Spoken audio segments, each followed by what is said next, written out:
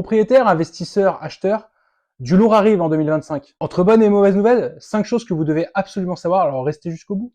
Maintenant qu'on s'est bien hydraté, on y va. En 1, bonne nouvelle, le PTZ, donc le prêt à taux zéro, s'élargit. Désormais accessible partout en France, y compris pour les maisons individuelles neuves. Sous condition de ressources, un vrai coup de pouce pour les primo-accédants. En deuxième, hausse des frais de notaire. Mauvaise nouvelle pour ceux qui rachètent, les frais de notaire augmentent de 0,5%.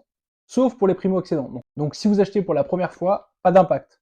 Pour les autres, préparez votre chéquier. En troisième, donation exonérée. Gros coup de boost pour l'achat d'une résidence principale, que ce soit dans le neuf ou l'ancien. Les donations jusqu'à 100 000 € seront exonérées de droits de succession. Parfait pour un petit coup de pouce familial.